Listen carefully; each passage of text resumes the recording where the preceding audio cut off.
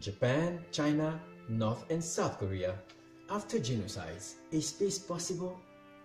My dear readers and friends, ladies and gentlemen, for those who don't know me yet, I'm Bayemy Biyick, theoretical researcher and author of the Paekche's Principle, a historical, rational and operative law that coherently restructures the history of Asia and offers effective and lasting solutions to the Korean Peninsula issues and tensions and multiple puzzles of the national histories of Japan, North Korea, South Korea and China. Now, I will be simple, clear and straightforward. Since 2014 and the conclusions of my basic research program on the antiquity of Northeast Asia, we precisely know the origin of the ongoing political, economic and military tensions between North and South Korea, Japan and China. It is the genocide of tens of millions of the black ancestors of the Japanese who once lived in Kudara, an African culture-centered kingdom then located at the current site of South Korea.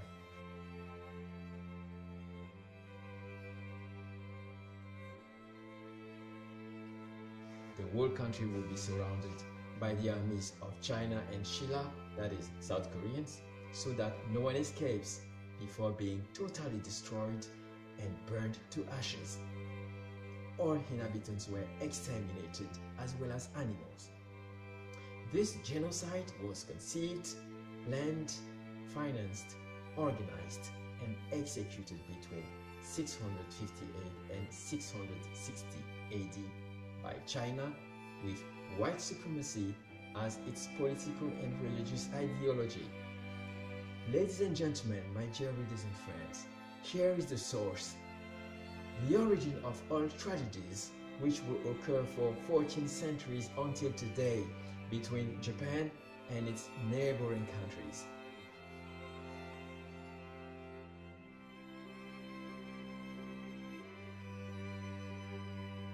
Share this video to get a debate, a public debate in South Korea, North Korea, China and Japan.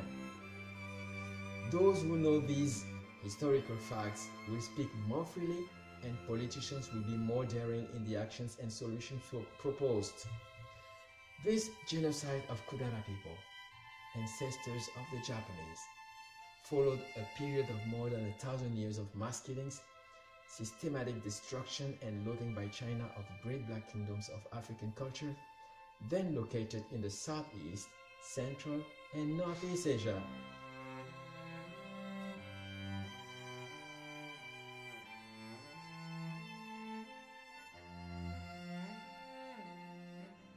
The survivors, mainly scholars whom China needed for the understanding and translation of looted scientific texts of the original Buddhism, would be enslaved. China would seize those countries' long and rich history, their cultural, scientific and industrial heritage. This generalized looting and related goods trafficking took place at continental scale along major routes militarily controlled by China, the Silk Roads.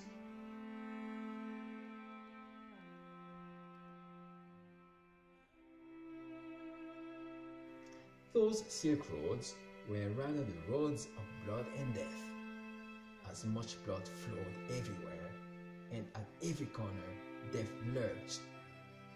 Thus, the Japanese are the only nation that could survive after that very long period of genocides, and their archipelago is only the remaining maritime part of what used to be the Great Kudara Kingdom.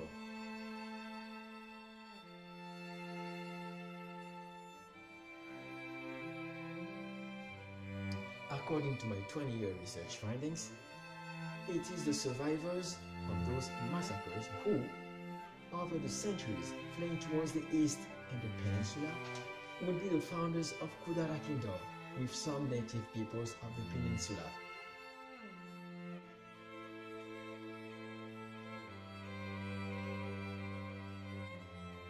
The kingdom will later be extended beyond the sea to the west part of the land that is known today as Japan. Kudara, a political and cultural experience unique in humankind history, would experience a meteoric rise to become in a few centuries the most brilliant civilization in Asia history. Kudara is Asia's historical middle kingdom, not China. Those are the events that will be erased from Asia history by China. My dear readers and friends, ladies and gentlemen, it is essential that we reclaim this real fact of history. Sharing this video with our families, our friends, and colleagues across Asia and the world will radically change the outlook and the way to understand and resolve the tensions in the Korean Peninsula. There are many more historical facts, such as the transfer of all scientific, cultural, official, and popular traditions from Kudara by China to Li Zongye, the founder of the Korean Joseon dynasty at the end of the 14th century. His successors will engage in a forced Africanization of the Korean kingdom and Korean people, whose currently official traditions are those of Kudara and not Shilla, who are their true ancestors. The most visible and obvious example is the writing system known as Hangul, currently used in North and South Korea, and which is in fact Kudara people's intellectual property. You will find both the results and detailed demonstrations of this scientific research program in my book, Paekche-Sprinciple, The Great Secret of Asia. It is available on lulu.com, lulu.com, in English and French, and soon in other languages. Official governmental institutions or agencies in Japan, China, North and South Korea received my work as soon as the research article was published in 2014.